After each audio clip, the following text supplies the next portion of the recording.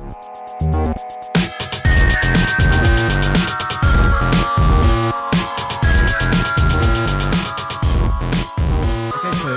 it's a pretty, annoying topic at the moment, COVID-19, but I saw you, your first gig, I think your first gig after like COVID was like 2 weeks ago at Elsa with Speedy J, right? Oh, yeah.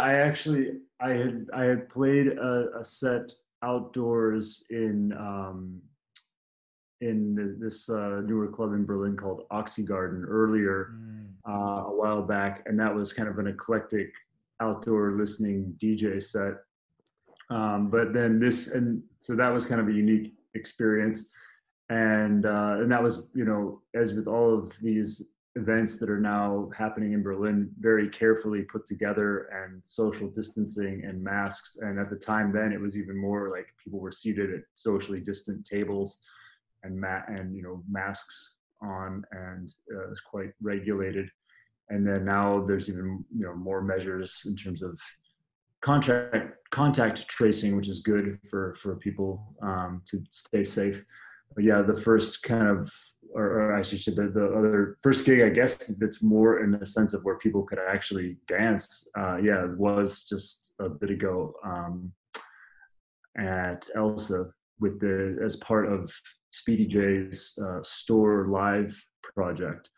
And so that was actually my first live performance in front of an audience, as the DJ producer that I am now. I mean, so to give a little more context to that, so I was playing. I just used a couple pieces of gear. We were all contributing. So it was Speedy J, Rachel Lynn, Robin Campshore, Lady Starlight, and myself. And we were all connected together using different equipment. Everybody brought their own gear. Rachel Lynn does this kind of crew called Modular Gang, and so she's used to jamming with modular setups with other groups of people. Lady Starlight, as well as performing with like Surgeon live, often, and improvising sets. And Joachim Speedy J has done some amazing store jam sessions from his incredible studio in Rotterdam. So he's been, and he's also done previous live collaborations, incidentally also with Tony Surgeon and others. And so, yeah, and then he had hosted some incredible jam sessions for anybody listening to us talking now. You can check them out, like with Steve Rachmad was an incredible one. Luke Slater, Jerome Surge, among others. Robin Campshore also joined for some series. So this whole concept was actually kind of translated from Speedy J's staying in his studio, and this was kind of taking it out on the road and doing a performance in Berlin. And then I brought some gear that I've kind of cobbled together and I've just been working on a bit. There was just like a 707 and this bass station synth, and I had MPC Live that I programmed some things into, and I was doing all the drum programming live, all the on the 707, just improvised jamming stuff, adding and subtracting to the group, and the same with the synth, just nothing pre-planned, just dialing it in and playing, no monitoring. And then the MPC, I had programmed some different sounds and samples and loops and things like that to use in the performance. And I brought my saxophone as well and was playing that live, sprinkled on top in select instances. I like to keep that very restrained. That's the art form of using a saxophone in dance music. Otherwise, it sounds really cheesy, really fast. So I'm quite mindful of that. But so I say first live performance like that, in that I played saxophone as a kid in school and had a lot of experience playing, an instrument in front of an audience, and improvising and playing in like jazz bands and stuff like that. I was also in a noise band actually for a little while and played saxophone with a lot of effects and things Mm-hmm. on it and just experimenting with sounds that you get out of it.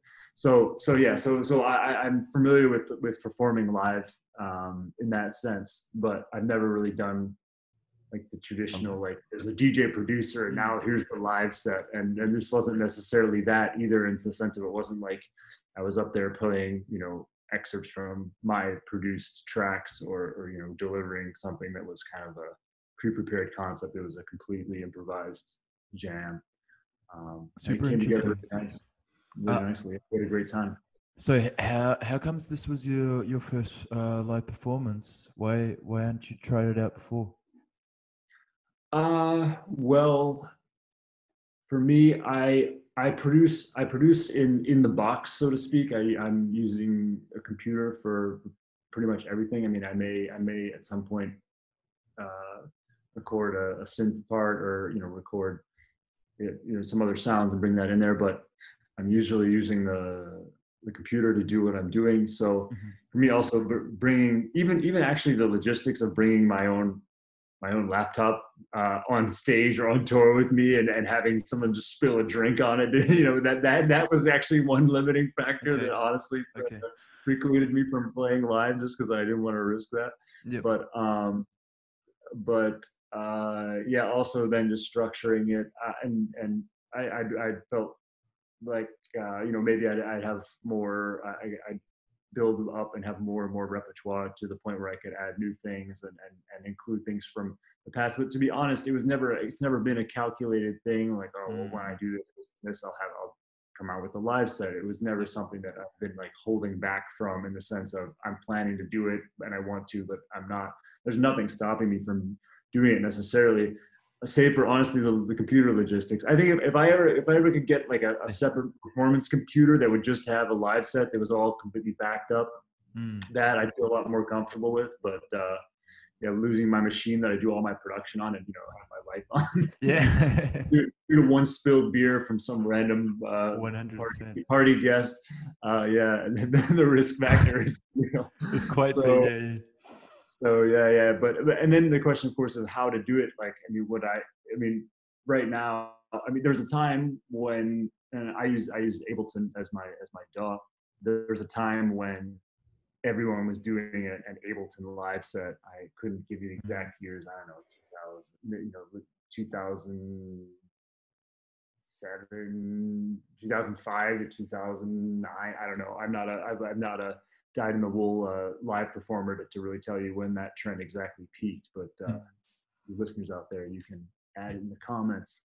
At any rate, but yeah, there was a time when people were doing that a lot, and that kind of became the de facto techno live set, and a lot of people felt like it got pretty complacent and boring, because Ableton is a fantastic piece of software. It's easy to use, and so it also could fall into the rut of being a bit more predictable, I think, only in the sense that people were familiar with the format and the method. I mean, the music, of course, could be anything, and you could have a great set. It's not like the software would dictate what music you're presenting in any way.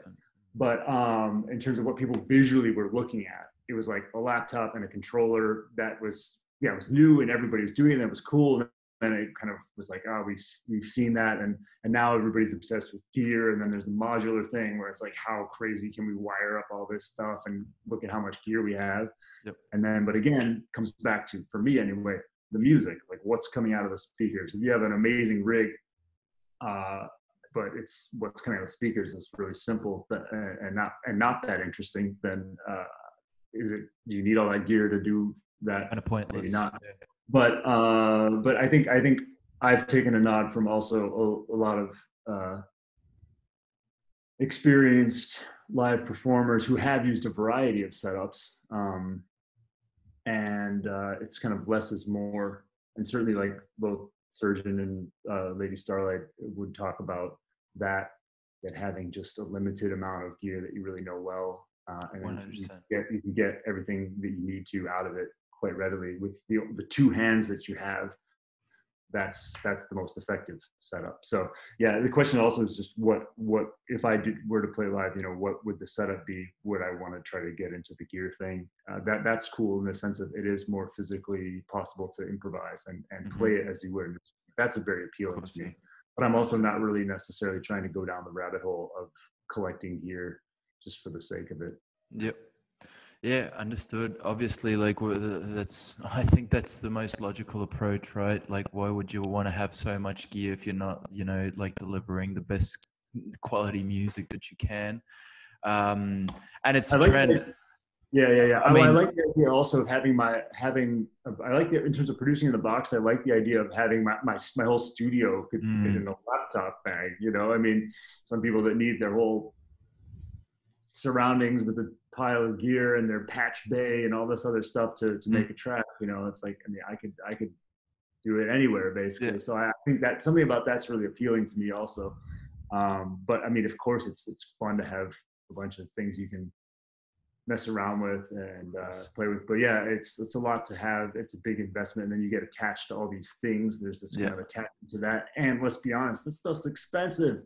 Oh yeah. Like, so and it's an expensive hobby to have. If you're like, oh yeah, maybe I should spend a little money on this thing, and then you get, but then you got to get that thing, and then you got to get this compressor that's going to make it sound the right way that you want, and next thing you know, it's just. It is really like chain reaction. Like you start on getting something cheap or whatever, and then it just. I know what it means to start to buy a record, and then you buy another record, and then you buy a record, and then you buy a vinyl player. So that I've been completely down that path already, and I know that vibe. So yeah, the gear thing, I know that getting into that would be another big step. But yeah, it's fun. Yeah, no, 100%. So why don't we get a little bit into the personal sphere, talking about where you grew up, where you were born, Chicago, and then you lived in Minneapolis for a while. So how you got into music, in which context you grew up in, which were your main influences, and did you start listening to techno? Did you have electronic music influences since you were young, or did you transition from another music genre? Basically, how'd that look like? Well, all right, starting back from the beginning. Well, actually, yeah, if one was to ask where I'm from, my answer would be different places. So actually, I was born in Wisconsin. And then I finally moved to Tennessee near Nashville, and I was there for 8 years. And that was kind of growing up as a boy. And then my kind of formative years were in the Chicago area. So I was in Chicago for the 90s, exactly. So 90 to 2000, I was in the Chicago area. And that's where I got into listening to house, and then by proxy, techno and a lot of other electronic music. And then I also studied in Mexico a little bit from there. And then I was in Minneapolis. I went to University of Minneapolis from 2000. And then from there, I studied abroad in Madrid, Spain. And then went back to Minneapolis and continued. So that's kind of the formative years trajectory in a nutshell. But in terms of my history with music, and you mentioned, okay, what was I listening to before that? I'd say, I mean, of course, like a lot of people, you get exposed to things through your parents' record collection when you're a child. When you're a small child, and you have no idea what's going on. You're just listening to music. And so I definitely heard some jazz, and some of their kind of, like Led Zeppelin and the Beatles and Jimi Hendrix and things like that. Yeah, and was exposed to that. I listened to at the time in the 90s too, and that was also when radio was a very powerful force for spreading music. I mean, this was pre-internet, kids. Youngins out there. Yeah, you couldn't just type in something and find something to listen to and then find something else in the suggestions bar. It was like, what's on the radio, or what are your friends listening to? What do your parents have in the record collection, whatever. so as far as how that got me into electronic music, like before that, I was listening to the radio and you'd hear there's a lot of like alternative rock was kind of a thing, and you know, and there were bands like, you know, Nirvana, for example, and Smashing Pumpkins, actually, which was from the Chicago area. That actually people used to see members of the Smashing Pumpkins around. The people I know used to run into them. I never crossed paths with them, but and then they got really big. Things like that were on the radio at the time. But I was also, by the age of about 15, I was getting into kind of music to dance to and music to party to, and that was like hip hop and funk and disco, things like that. So yeah, and this is things I heard on the radio and things that my friends had exposed me to. And so sorry, where was that's this? like hip hop party stuff, like I don't know, like a good example would be like Rob Bass and DJ Easy Rock. Like It Takes Two, like party jams like that. You just hear something out and about, and or somebody be playing it, and like, oh, that's great. And disco and like the dance steps to hip hop and disco were really interesting to me, like break dancing and all these like really cheesy disco dances. I actually got nerdy, and like when I started getting into dance, was looking at, well, what is the bus stop dance? You know, how do you do like a 6-step as a b-boy? And I started kind of learning the mechanics of dancing, and it was actually a melting pot of a lot of these different styles of music. Were actually the dances at my high school were actually amazing. But as you know, there had these DJs from Chicago that came out and brought these big bass bins. I mean, that was like my first experience with big bass bins, like just pumping loud frequencies out on a wooden dance floor, and people dancing. Like a dance circle would open up and people would actually get in there and do their thing. And you know, the older kids that were really into it, I'd watch them like break dancing, and wow, like that's amazing. And it was like, so it was incredible. So I had this really raw exposure to basically like club culture, even at my high school dances when I was 15. You know, This was in Chicago, wasn't it? Yeah, Chicago area. So, and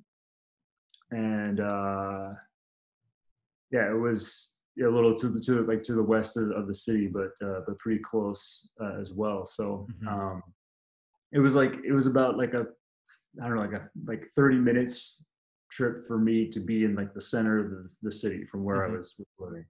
So I wasn't like growing up in the, you know, the downtown loop proper, or somewhere in the immediate neighboring vicinity, but certainly Chicagoland, and you know, I was essentially part of the extended network of the city, and by proxy, certainly its music and radio stations and all of that. And so anyway, these dances, yeah, people would come together and really get into it, and and then they'd play house music there as well, and you know, and things like, you know, shameless Chicago jams like Cashmere Coffee Pot, then later popularly known as the Percolator. That was a huge jam, and still is. You know, things like that. Just shameless Chicago, like footwork tracks and things like that. So hearing that, and then on the radio there was dance music. There's a tradition of house music on the radio in Chicago. Like there was WBMX and the Hot Mix 5.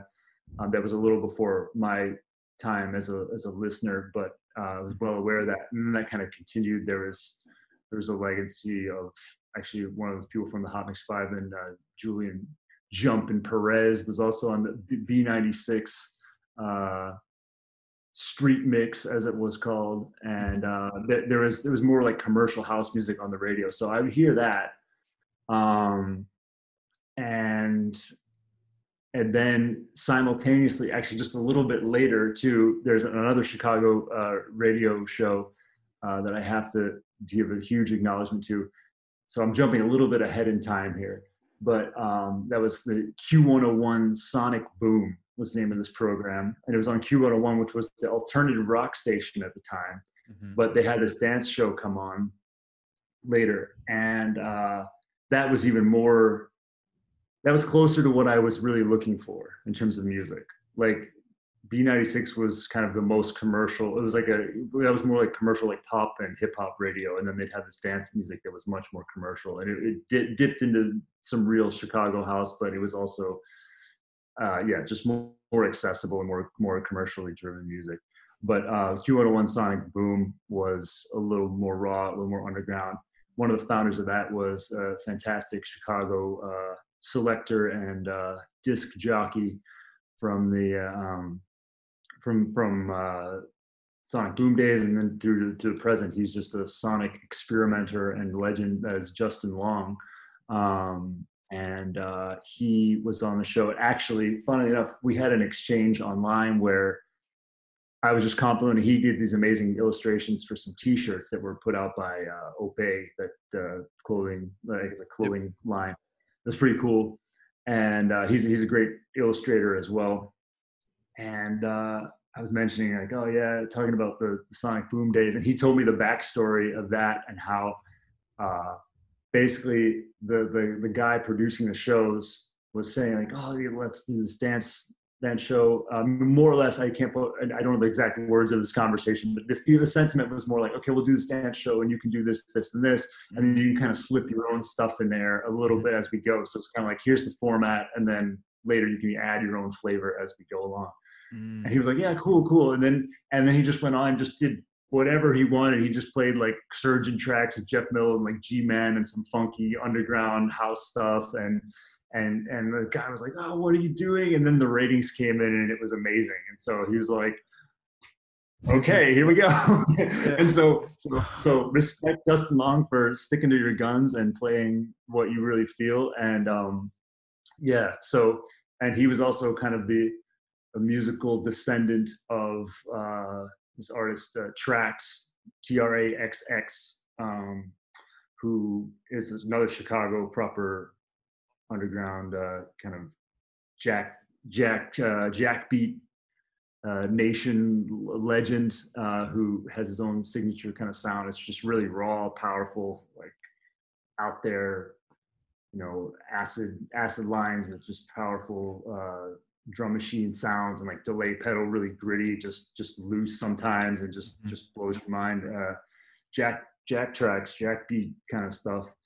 And so there was that, and then I was digging into more the deeper history and the roots of the proper deep house, like Larry Heard, things like this. There's all the history of Chicago and the legendary original stuff from like the Warehouse and Frankie Knuckles.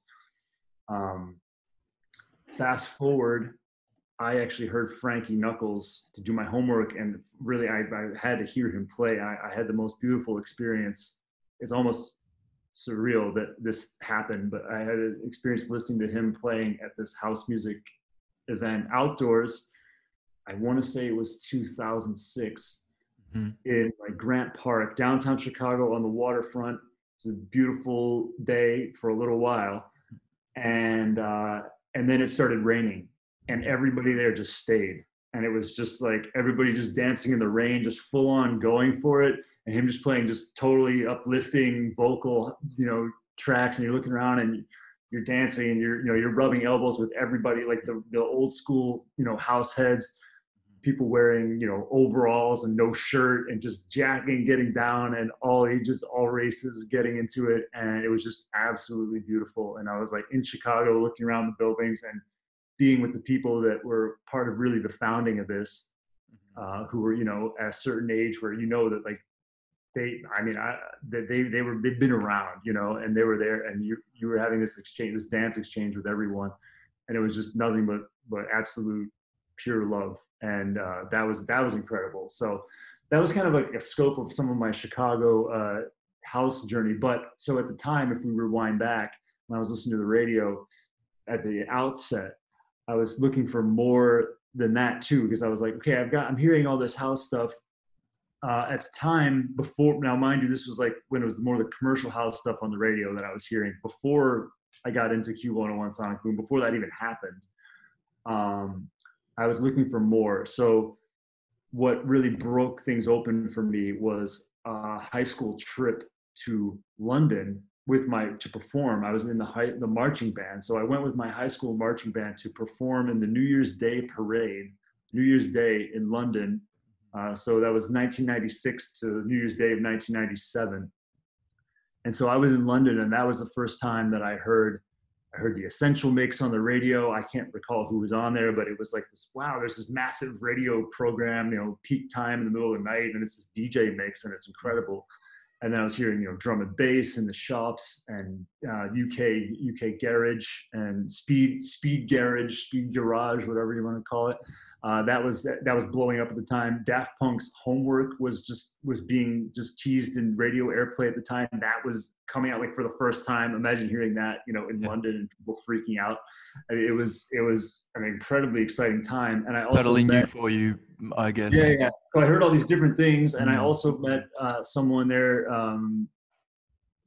This girl who was from the Detroit area, and she introduced me to Detroit techno and was giving me mixtapes, and we ended up like having kind of a musical correspondence as well. So so I got into Detroit techno in London via someone from the Detroit area, and then I also heard all these other sounds that just exposed me, like, oh, this is all that's possible, all these other things that are possible that I haven't been exposed to, because I felt like I knew I loved electronic music, and I knew there was more out there, but I just didn't know where to look. Again, this was pre-internet, you know, you couldn't just Google it. Yep. You couldn't find it. You had to go, you couldn't find it there. You had to find it to really go look for it. Yeah. And so then, fast forwarding, I was in Chicago. I went to Minneapolis for school. I was still going back and forth to Chicago as well. And then I started going, you know, to record stores. I went to Gramophone. I was already going to Gramophone Records in Chicago, which was like one of the kind of hot spots of several, but a very iconic Chicago record store. Excuse me. So so I was going there. Just a second. Just so I understand, you were studying in Minneapolis, and you were going back and forth to Chicago because no, I was living in Minneapolis. I was living in Minneapolis at the time from 2000 to go to university, but I would still go back to visit family, or like at the outset, I'd go back maybe like for some time over the summer, for example, things like that. It wasn't like I was just commuting every week or something like that. Was this record store where you used to hold like your own shows or your own gigs? I read somewhere. No, actually, that's in Minneapolis. That's later. But Gramophone in Chicago was just an iconic record store. I was going there as I got into music on the radio and was listening to it more. It was a record store where it was a DJ record store where it was only like, you know, 12 inches and you know, DJ vinyl basically. But they also had, in that it wasn't like just all genres of music, but they also had like local mix CDs and things like that, and mixtapes and things like that. So I was already going there as a listener long before I was a DJ, just because like this was the store where you could get the hottest mix tapes, whatever, and you know, get that direct from the sources of people that sold it there. You just couldn't get it anywhere else. You didn't have access. There wasn't major distribution. If you want to get like real Chicago raw dance music, that's where you would go. You have to go to a proper record store. So so I was already in there, and I was around the culture of record store culture and dance music culture, DJ record store kind of situation. So I was into it there, but the one you're mentioning in Minneapolis, that's many years later. I was working at a record store in Minneapolis called Vital Vinyl. That was DJ focused record store. It was all dance music genres of the kind of underground, dance music, but of all stripes. So they stocked, techno and house and minimal and and they also had trance and drum and bass and dubstep. It was all DJ based kind of music for the most part, and hip hop as well in the upstairs section. So and DJ oriented, like hip hop records.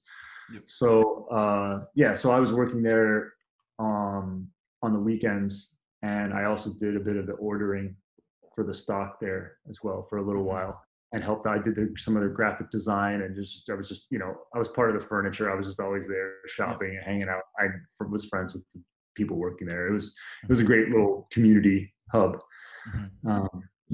And it still exists actually, as more of a pure rental and ticket sales. I mean, these days it's been so long since I was there, but like most record stores, they had to adapt when vinyl kind of fell off, and we're doing ticket sales and event like gear rentals and things like that, and customizing DJ gear and things like that for people with like graphics Cool. and things like that. But yeah, but it was a big time. Yeah, it was a proper record store. There's another great record store in Minneapolis called Let It Be. That was just it was like a proper full on all genres, massive city block corner record store that had a little dance music room downstairs. That was another spot that I like to frequent as well. Anyway, Cool. but yeah, so wow, I mean that was a big long rambling answer, but yeah, I mean, how in terms of how I got into it, I guess that covers some of the bases. 100%, man. That was more than I was expecting, but super interesting. I didn't even know there was an actual, electronic music scene in Minneapolis. So obviously, kind of normal being a big city, but I just don't. I'm not that familiar, with US techno or electronic music. I wanted to ask you about, people like Derek May, Jeff Mills, Robert Hood, who were part of this underground resistance movement, like in the 90s and in the 80s. Like, what was the scene like, and what did this collective mean for the scene at the time? Like, they were basically the leaders, right? Well, there was the Belleville Three that was Juan Atkins, Kevin Saunderson, and Derek May, and Underground Resistance, which Jeff Mills and Robert Hood were a part, along with Mike Banks and others. So yeah, but I mean that whole Detroit scene, where it was the genesis of techno as we know it today. So that had of course had a massive influence on me musically, and yeah, I mean, and interestingly enough, I mean, the people we mentioned, I mean, those guys would say too that a lot of it also had a lot to do with the radio. I mean, the radio was such a key point in the development of techno music in Detroit, because there was this guy, Electrifying Mojo, who was a radio presenter that had a very mysterious kind of persona. And he kind of shrouded himself in mystery of, who is this guy? How is he getting this music? What's he doing? And, he would play all kinds of different things and brought that together. That ultimately was the kind of sonic melting pot of techno. And he'd play like Prince, and then Kraftwerk, and then the B-52s, and then some other, electronic stuff or obscure kind of dance related music. And brought people together, and people would gravitate towards that. And then Jeff Mills, as the Wizard, also had a radio show where he was doing a lot of like cut-ups and like hip hop and fast mixing, and he was into industrial and things like that too.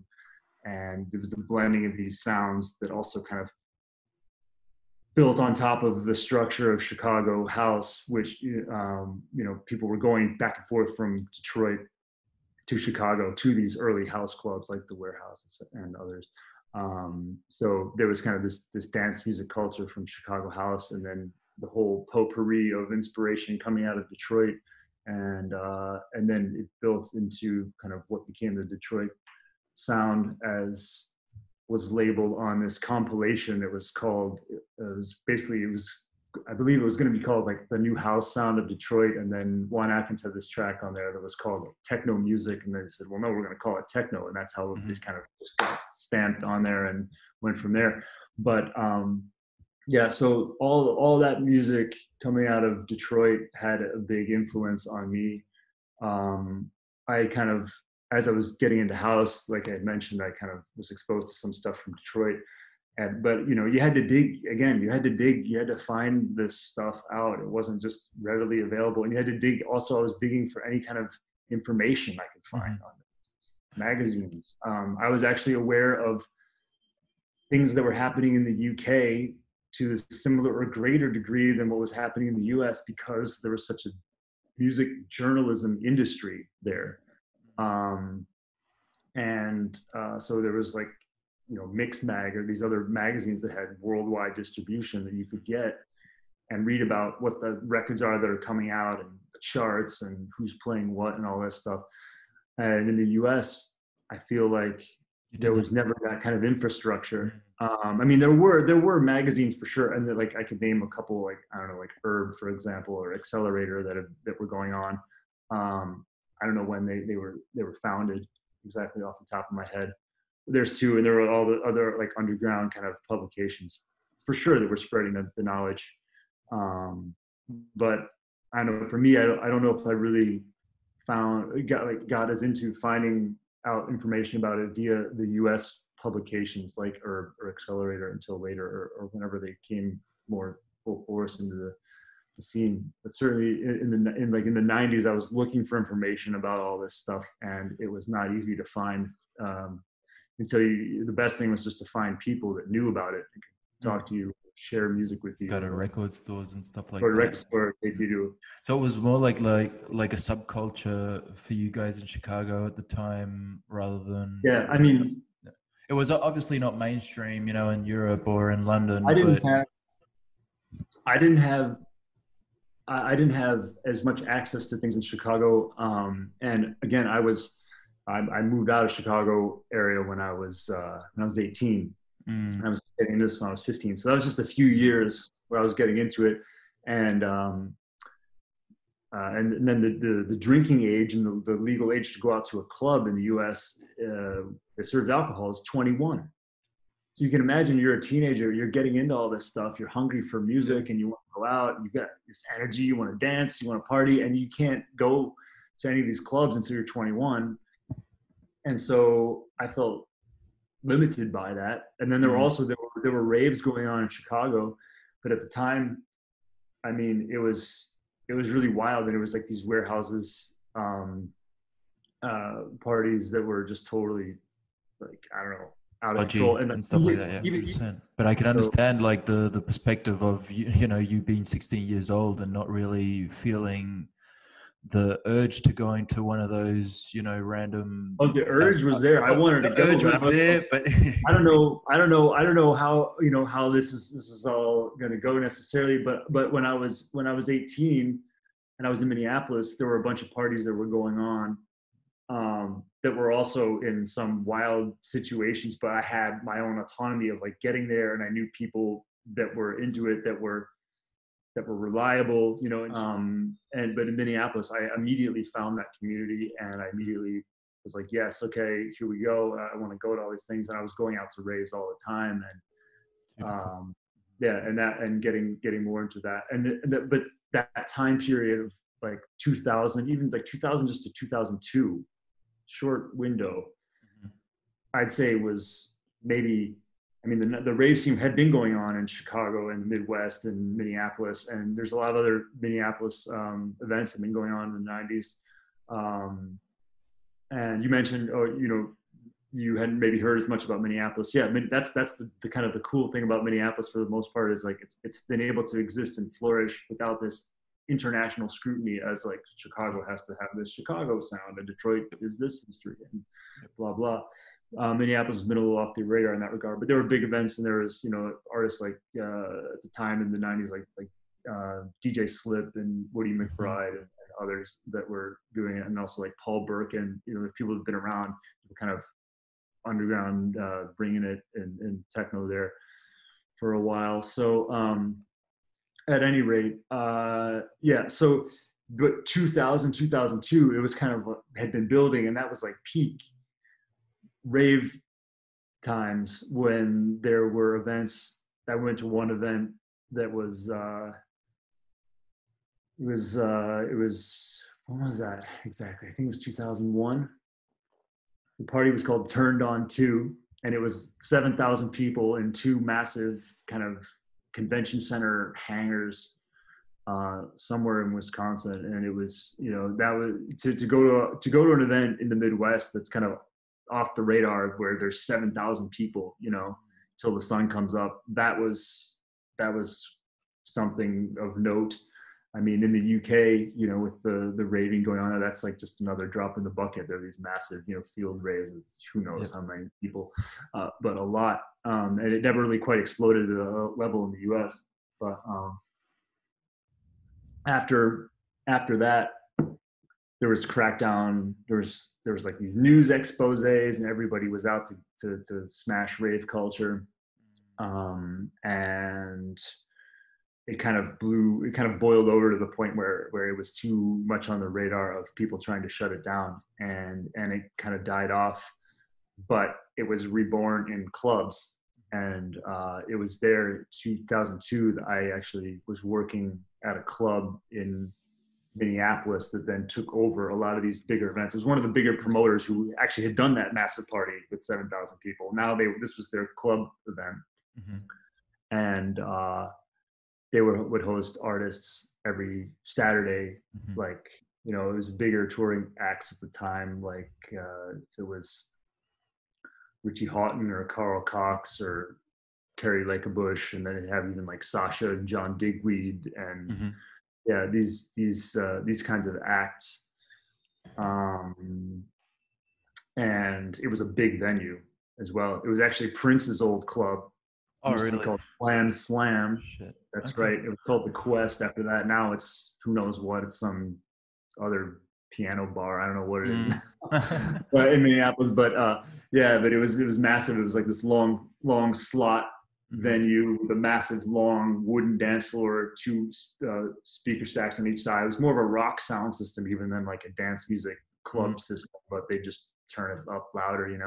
And that would just throw that, and then had a big balcony on either side. And it was like an iconic thing like you'd see in a movie as like the big nightclub scene or whatever. It really looked like that. And there was a massive circle. Funnily enough, there was actually a circle where there was this logo of the club, this Q on the dance floor. There was this massive circle in the center that conveniently became the perimeter of the dance circle every weekend, because it was just naturally already there. People were like, oh, I guess we'll stand at the edge of this. And you know, the dance circle was really the heartbeat of the party. You have these big headlining acts playing, and people would, you know, want to look, but also, you know, they were kind of up there on the stage, and there'd be lights throwing, you know, to the crowd. Right. So if I was, you know, the artist playing, the lights coming like over their shoulders out to the audience. So you couldn't really clearly see their faces or anything. You could hear the music, you could see them, but the focus of the energy of the night was really on the dance floor and these ciphers, these circles that would open up and people go in and do their thing. And it was a cipher. It wasn't a battle. And it was called the Quest. The Quest. That's where the Q comes from, basically, right? Yeah. Okay. But yeah, so I was kind of working with them in a like kind of like an internship position basically, and then I was learning more about the mechanics of running an event, and that led me to start my own event series in 2004 called Convergence. So yeah, and that was at a small underground event venue called a club called the Dinky Towner, in a place called Dinky Town, which is a part of Minneapolis. It's a funny name. It was a funny name of the place and a funny name for a venue, but that place was a little bastion of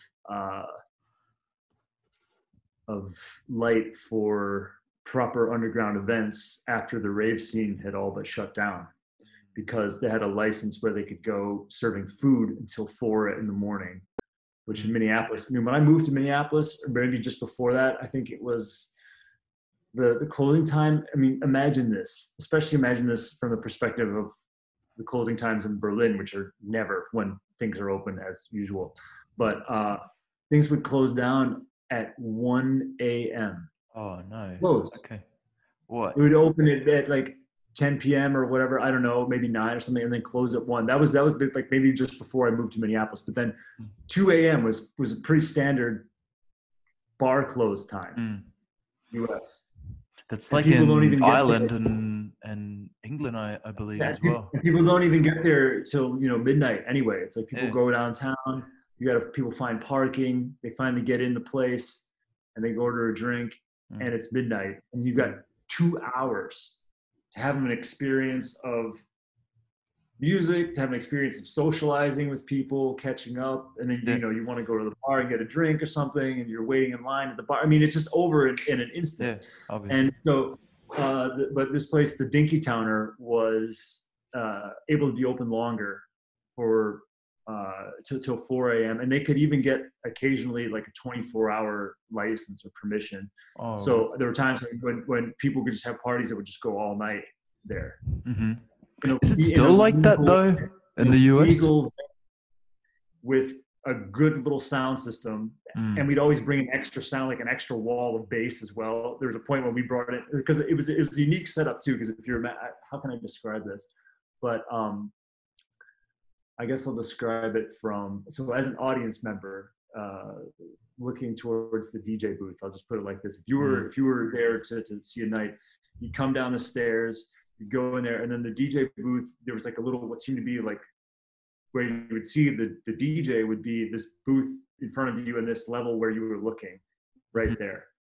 But then actually you'd have to go back around and down like 2 little steps, and there was like a sunken down 2 steps below with a little perimeter around it of like a wooden kind of like a banner, banister rather, like a little dance floor with subs in the floor and in the front, and then flown highs around it. And that was, so the dance floor was kind of like asymmetrically off from the DJ booth, and it was over there. And so what we would do is we turn the whole that whole area into a dance floor, and we bring a whole other stack of speakers to sit on the other side of the DJ booth. That would create a massive, like, powerful wall of sound. So essentially you could be in front of the DJ and hear the sound, or off to the side on the right side in front of this speaker stack, or you could step around there. And there was a dance floor down there. I had a little stage because they'd host live music events there as well and have little bands. They had a really popular hip hop night on the Saturday nights, and so they'd have like live hip hop performances on this stage. And that was more logically translating directly between the live audience, the live performance on a stage, and then the little dance floor or crowd area in front of it. But yeah, for the DJ nights, the booth was kind of off to the side, so we build it out. And at one point, we'd bring in so much extra sound that the owners would complain because the plates were rattling off the shelves and breaking on the floor back in the kitchen. And they come out like, this was at the Dinky Towner, right? Yeah. Like, you can't ever bring in that much sound again. And we were just, and then we'd always turn. The other thing we do is we'd always turn the lights down really low, because the lights were on a dimmer for the front area, and there were some lights above the dance floor, but they were on a dimmer. So, it would be like, by 1 a.m., 2 a.m., we'd turn it down, it'd be really dim. And after that, and we just sneak over there throughout the course of the night, just turn it down just a little bit more. So, by 2 a.m. even, it was just like pitch black out there, and just maybe a couple little lights that we had, and that was it. So it was just this heavy sound and vibe and just dark. And yeah, so it's like, what's happening? You think you're going, and it was underground. It was literally physically underground. So you have to go down these stairs. So you descend into this staircase, and you go into this cafe, this kind of like late night 24-hour cafe. And it was just this raging late night party. And it became the after hours for all the other clubs that were closing at 2 a.m. anyway. So then all those other people at 2 a.m., it would be like, boom, like a bigger crowd would show up every night. And so were you DJing there? Like, were you having actual gigs? Or, okay, I thought you were only like organizing, the sound system. I was playing at other people's nights there sometimes, but I was resident DJ for my own night there. All so right. I would play on those nights, and I would program the night as an eclectic mix of music that was some to my taste, but also kind of a broader palette, converging different ideas together. So there was definitely like a techno and house focus, but I have like the noise band I was in even played there, kind of opening up as an experimental thing. I had people play some jazz, like who were like jazz kind of selectors, play music at the start when everyone's just getting in there, and then have like a house set, and then techno, or somebody do like a live electro set. Interesting. And so it was, and then I also had artists every month. I would have an artist, a local artist, come and basically have permission and some space to do whatever they wanted. So I had like what kind of artists? Like, exactly, I had everything. I had people who did paintings. I had people who did installation art, who made little things and like put little pieces of the different tables throughout the whole place. I had people that were like t-shirt printers. Cool. that Mm-hmm. did like t-shirts and did like an exclusive like one-off t-shirt for the night, design for that. Yeah, so there was an artist, there was like there was like a guest artist every month as well. Mm. And so, and this was a real labor of love, and I did everything. Like I did, Mm-hmm. you know, booking, I was hosting a guest artist that would come in from out of town. I did all the graphic design. I was kind of managing like sound, helping run the sound. I was the night manager for the night. I was a resident DJ. It was a lot of work. Jesus, so you basically did everything. You were doing everything. You know, running the place nearly. Yeah, From well, I mean, I the wasn't running the artistic. venue at all. That was thankfully that was something I didn't have to do, was run the venue and deal with that. But in Like the terms of artistic side, yeah. organizing the night itself, yeah, logistically and creatively, and kind of, you know, booking the night and scheduling the flow of the night. Yeah, I did everything. And So what did you study? I have to say, I had help. I can't act like I was the only person doing it.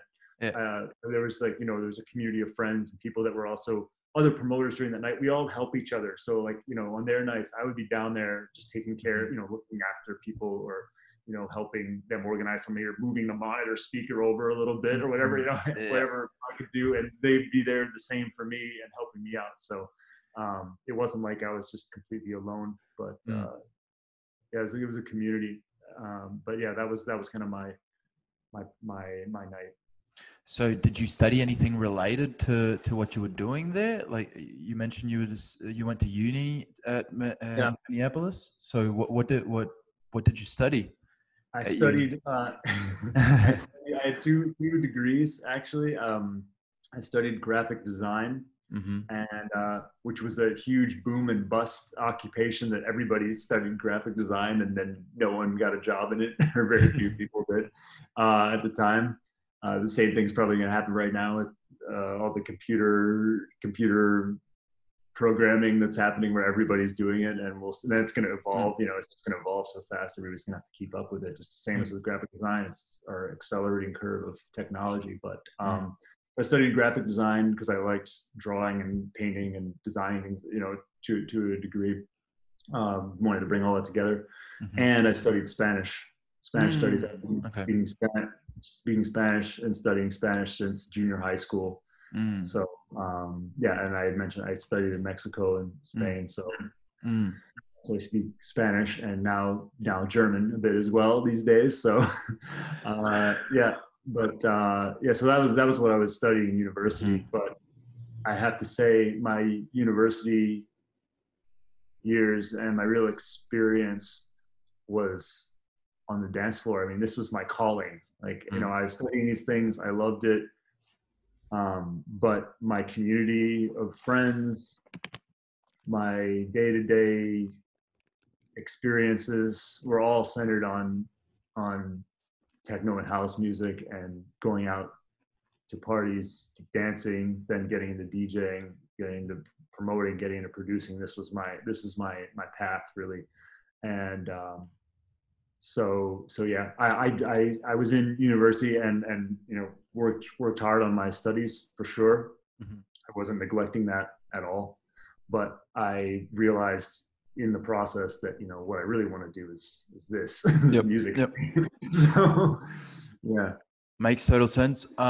So you've told me all about, you know, your DJ experience evolution, but when is the point where you start to decide to start producing?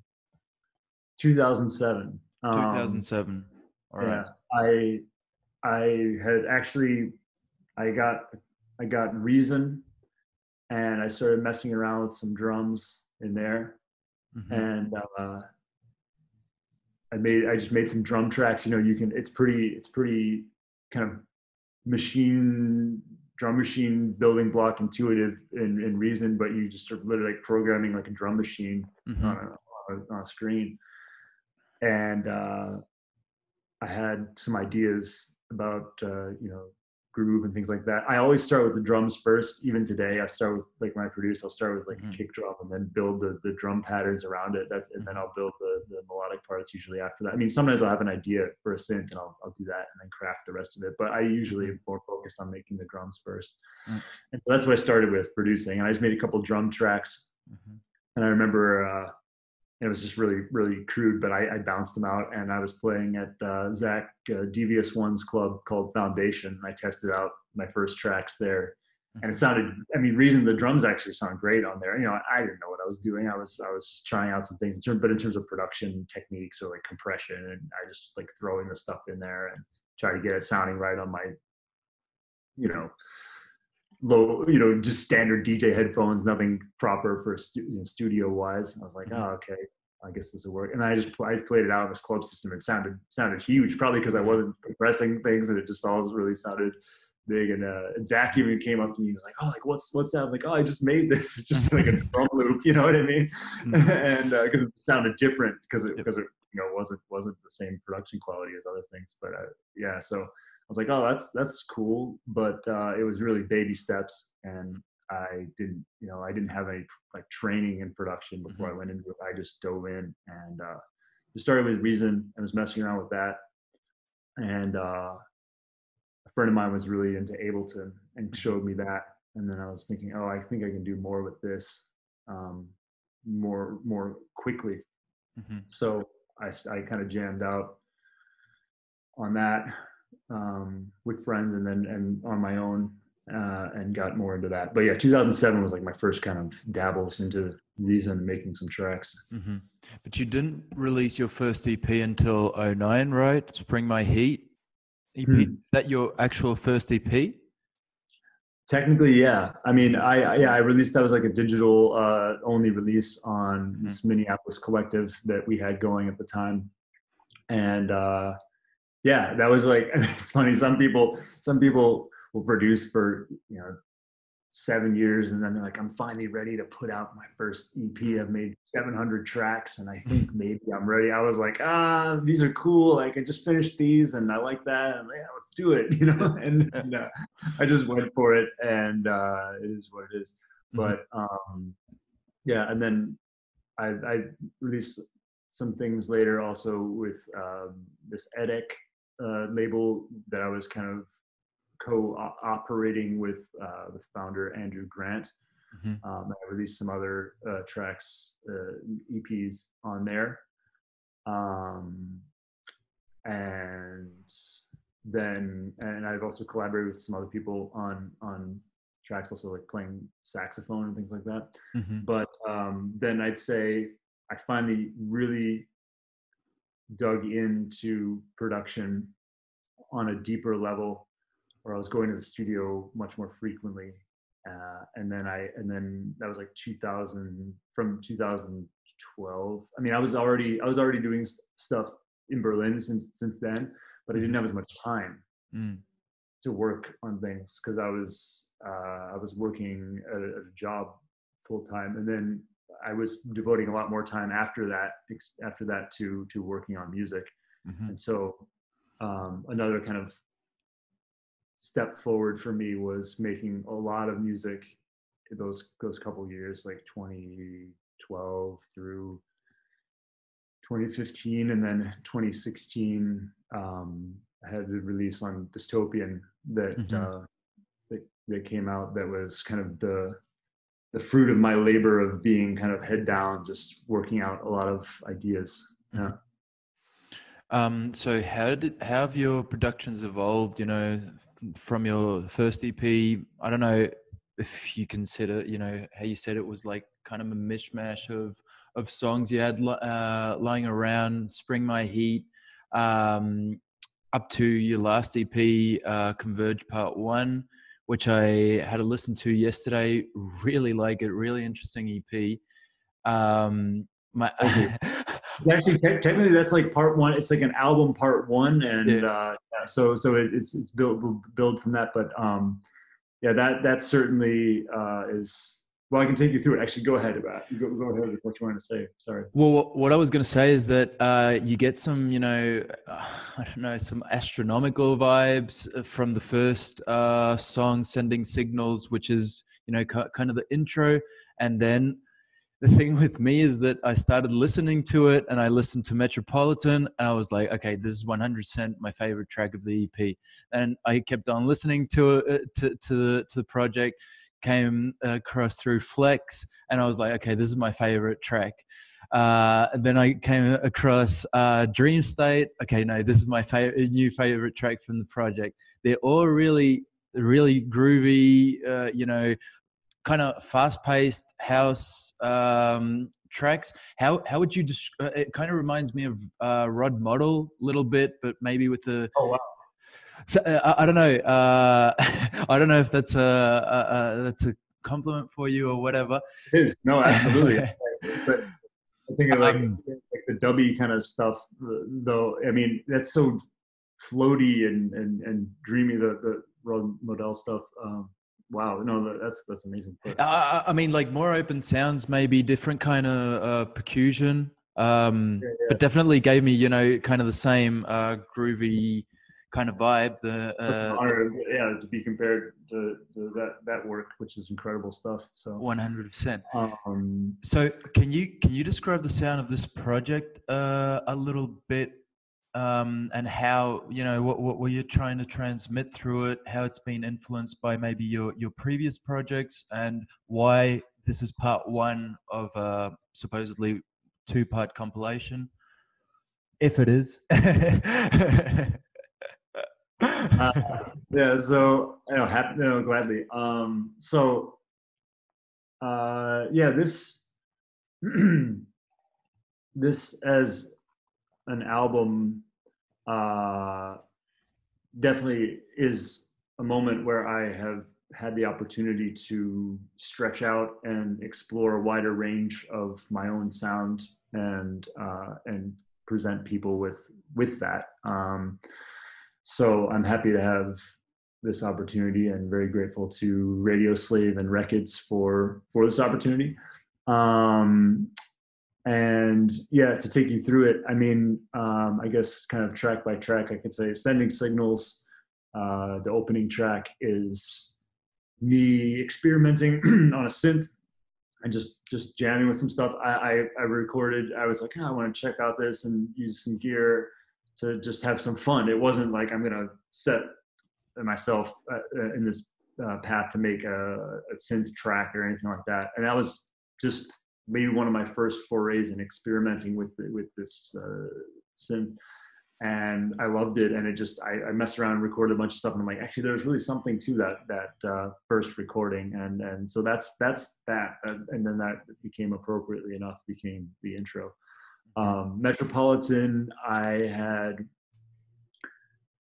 in my sets, I had been seeking out a lot of tracks to include either as the main track playing or as layers when I'm playing on 3 decks with live percussion, to give it this kind of looser feel and just connect more with people physically as dancers. I think techno and what the European vision of what techno has become is much more rigid and just straightforward pounders.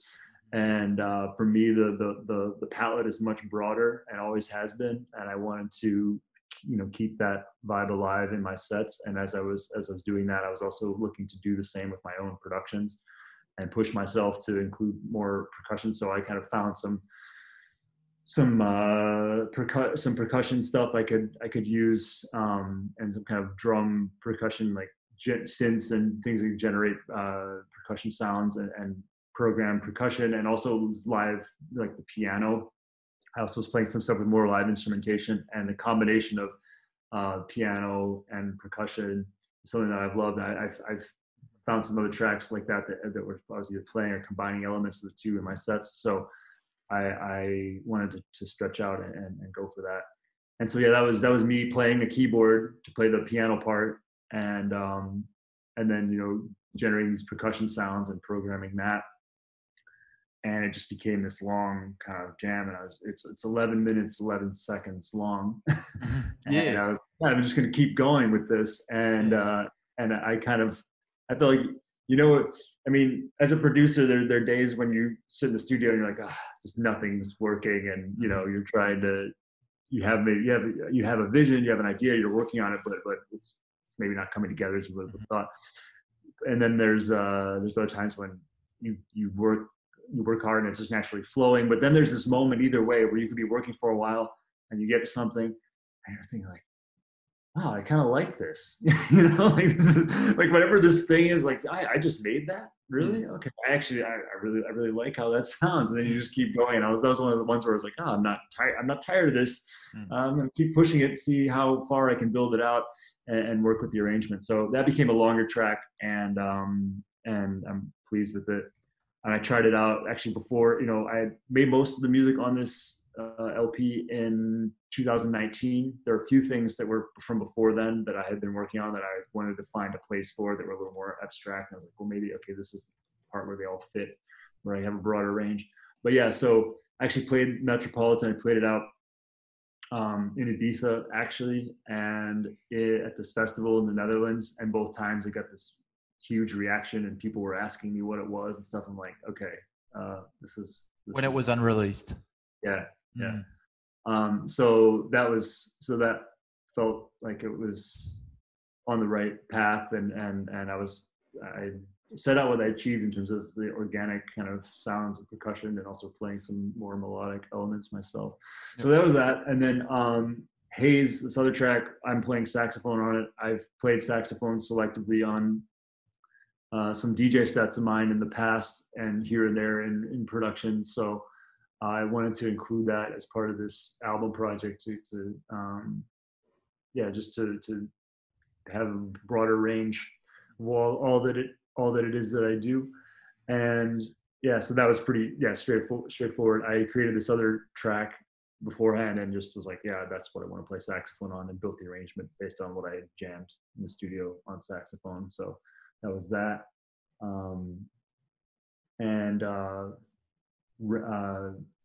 Rain was a track where there was like a thunderstorm that was happening one time when I came into the studio, and that was something I just threw the windows open and pressed record and recorded this thunderstorm, and then I built the track inspired by that, and was happy about how that came out.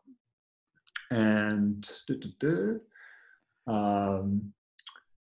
Free, I'm trying to think of everything in order. So yeah, I mean, Dream State was just a groover kind of floating track that I'm always trying to write. I'm always trying to write some kind of perpetual groove that I can just let play for as long as possible, maybe just subtly changing something. And that was one of those.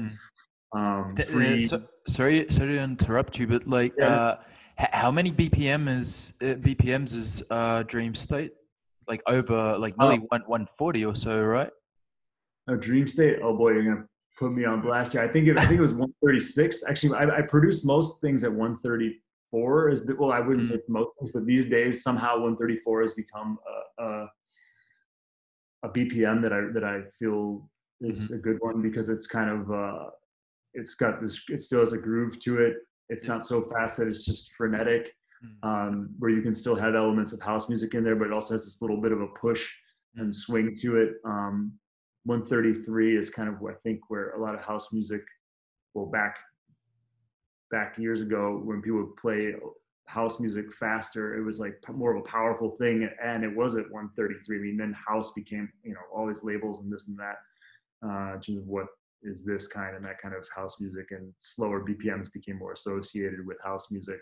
But there was a time when it was really a powerful thing and played 133. But 134 and beyond is when it kind of starts to push. Yep. And if you have a house music rhythm that you take above like 133 up to 134, even, then it gets a little pushier. But then beyond that, it can even kind of be too much or too kind of pulled out of the original feeling, depending on the rhythm in place. But yeah, so I just noted this one had a higher BPM than the rest of the project, I think. I wrote it down, but I just was wondering why. I think it might be 136. 136. My memory serves me correctly. But you can correct me in the comments. So it was 137. 137.2. Anyway, so there was that. Free was kind of an uplifting track. It was techno, but it was freeing. It was kind of positive energy.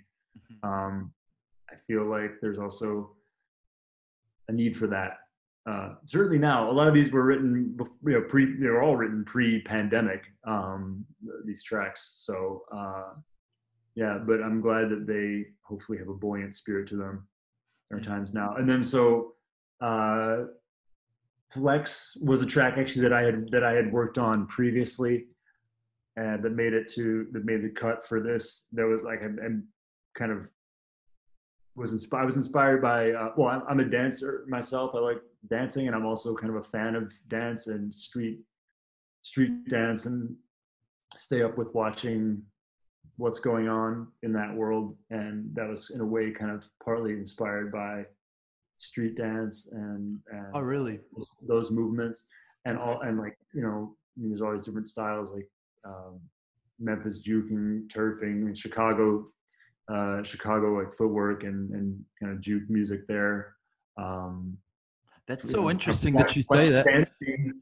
And so this flex pop locking, things like that. So and that was kind of like it's kind of like an electro track. It's not a breakbeat track though, but it has a lot of those kind of classic old school, like kind of liquid funk elements to it. And yeah, so that's that. And Equinox was definitely this like kind of return to this innocence of deep house music from Chicago, and some of the early pioneers whose productions inspire me to this day, like Larry Heard and Lil Lewis, things like that. Some of these old school Chicago kind of house melodies and simple but very evocative tracks. So yeah, that's the walkthrough of the tracks on this album. That's interesting that you mentioned that Flex is kind of like inspired by dance music, breakdance or whatever to you, because to me it sounded like after hour music. Like to me it'd be perfect for an after hour, you know, morning kind of party. Gave me like super groovy, chill kind of vibe. But yeah, I mean, I guess it's different perspectives, but you know, that's how music sometimes can come across, you know, to people, how it affects or how I interpret it, you know, due to my influences, but how it was actually, you know, designed by you. This can be totally different things. Well, I could hear you. You know, that was your experience, and I could hear you. I can imagine someone having that experience to that potentially as well. Actually, there was a excuse me. It reminds me there was a night I played. The only time I've played so far in Atlanta, Georgia. Okay. I played at a club there, and then I went to this after hours party. The promoter was like, "Hey, I want to check out this spot, and you can play there if you want." And I was like, "Yeah, cool, I'll check it out." And I went there, and it was bumping, and I was like, "Okay, yeah, I'm totally down to play here," and had a lot of fun. They had a really amazing sound system in this kind of, I don't know, it was like a garage, and I ended up playing music that was kind of more electro later, which is I like some electro. I'm not like a huge electro head where I like have all the, you know, collection of all the electro records ever and play it often in my sets, but I do enjoy that as well. And I ended up in this after hours moment playing some kind of electro stuff really late at night that sounded great. So you know, that happens too. Exactly. So it was also quite interesting to me what you mentioned about how, you know, some of these songs came about, like Rain, which was basically improvised, or Metropolitan, which you just were kind of freestyling it a little bit, and, you know, basically fucked with the vibe. So when you start producing, like, what does your creative process look like? Do you improvise, or are you actually looking to produce certain sound? Yeah. What does the creative process look like when you exactly start producing? Well, for me, on my best days, I have a burning idea that I want to set out to create, where I literally hear the finished track playing in my head. And like, I want to make that. And I'll go in and I'll be like, this is what the drum sounds like from my head. This is what the synth sounds like. This is what this pad sounds like. Here's what the lead sounds like. Boom. You know, that's on a great day, on a fantastic day, that's my creative process at its best, where I actually have a vision and then I set out to create that. And I forgive myself and I allow, you know, if I, you know, end up somewhere, you know, I'm aiming for here and I end up slightly a little bit over here, you know, that's part of the process. But the main thing is just getting out this idea. The idea is what is most important to me. So that's my creative process in a nutshell at its best. And when I feel I create some of my best work is when I have a vision and I set out to create it. There are times too when I go in and I'll just set up and start jamming and recording some things, but because I produce in the box, so to speak, that does present its limitations in kind of two directions, in that there's kind of a fixed way of operating, well, in terms of building something within that framework, but then there's also limitless possibilities within software, synths and things like this, where you can really just use just about anything. And people sometimes would get like choice paralysis, where you can't decide what to do and you just kind of end up not doing anything. But yeah, unlike a studio where you have gear where you could just go in and turn on the machines and you just kind of start absentmindedly jamming, and the next thing you know, it comes together like, yeah, okay, we're ready to record this, let's go. You know, I don't have that scenario when I record. So yeah, for me the best thing is, because of the restrictions and the limitlessness simultaneously of producing in the box, it's great for me when I have an idea in my head and I can know where to go and then get the kick drum that I want to craft, and then know which synth is going to sound good here, and know the percussion that I want to use, and I can just quickly put it together and do something. Otherwise, yeah, I'll sift through. I'll start out with I like to create some kind of kits for myself to make things a little bit more straightforward, because it's like if you literally start with the blank canvas and then have to kind of build from that and set it up each time, that can be a barrier to the creative process. Well, it's not a barrier to the creative process necessarily, but it just is time that it takes to do that. So I know what it is to build something. So I like to be able to start and say, okay, I've got a kit that I put together of a bunch of sounds I've pulled that are all different percussion sounds that I like. And then I can go through there and pull a bunch of things quickly that I know will work, rather than like, let me go through my entire library of percussion stuff and just take forever just finding things. By that, the day is done. And then, you know, you've barely gotten anything kind of on the page, so to speak. Understand. So yeah, I just gotta have some kits where I can pull some stuff and then be like, oh, and it needs something else. And then I can go look and find something that's unique, you know, so I'm not using the same stuff every time. But and you end up getting a signature sound when you start getting comfortable with certain ways of working, and it starts to develop, and that's a good thing. And then from there you push yourself to advance and expand and try new things. But it's good to have a starting point that you can, for me anyway, where I can be creative within sounds that I like.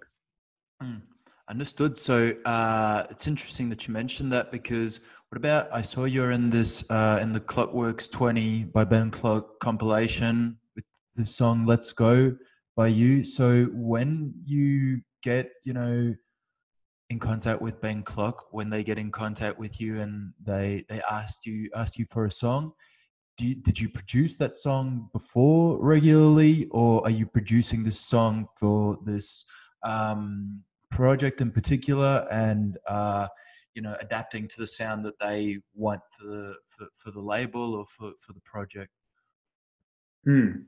Well, the story behind that is basically I had been making a handful of tracks and would hand them off to Ben to try out, and he had released an excellent EP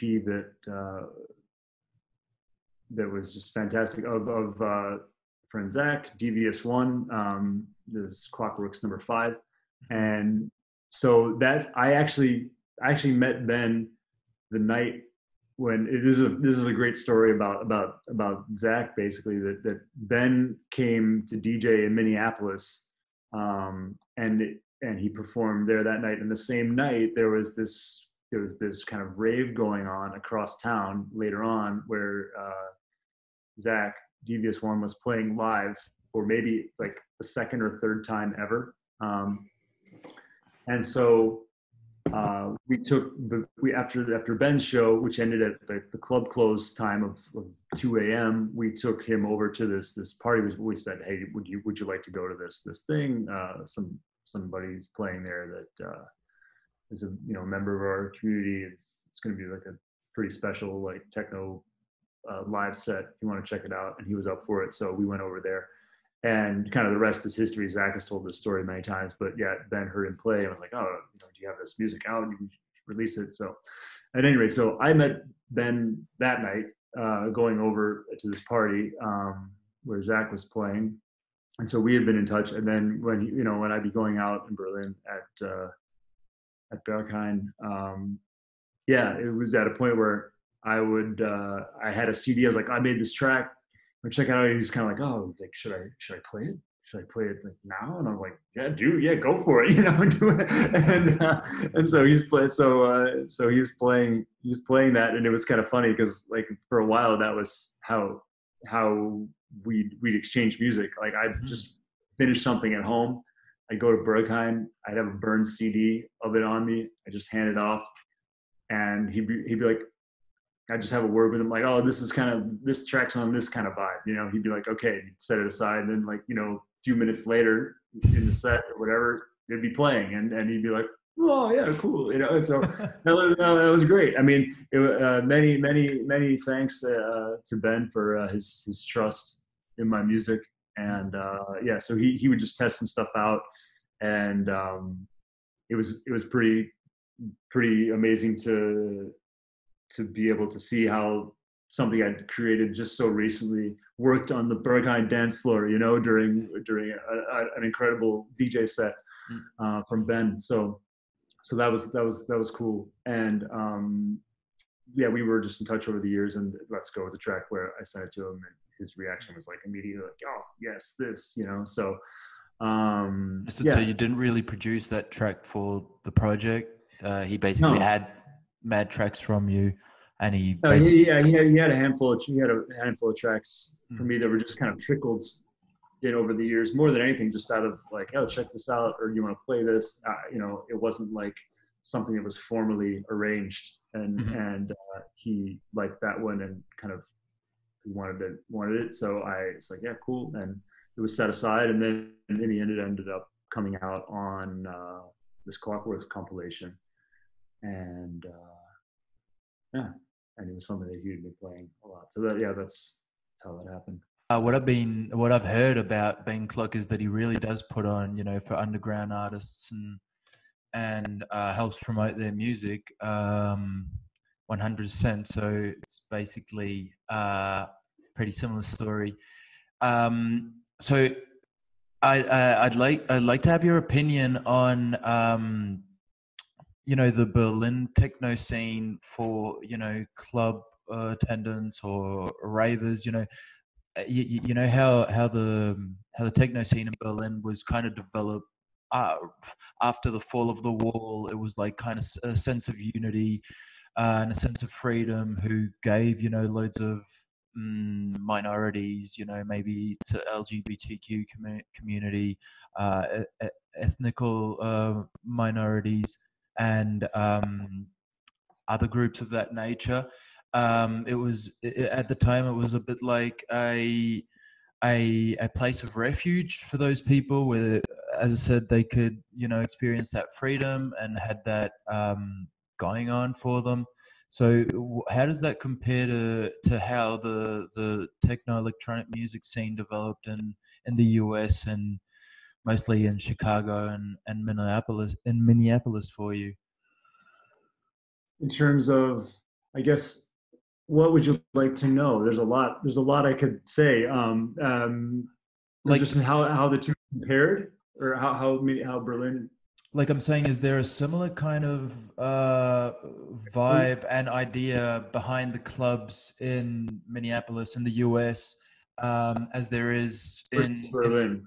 I mean, for Okay. instance, Yeah, it's yeah, yeah. obvious, No, I it's can talk obvious about that that. Berghain or that any other club here in Berlin is LGBTQ friendly, and they're gay clubs for starters.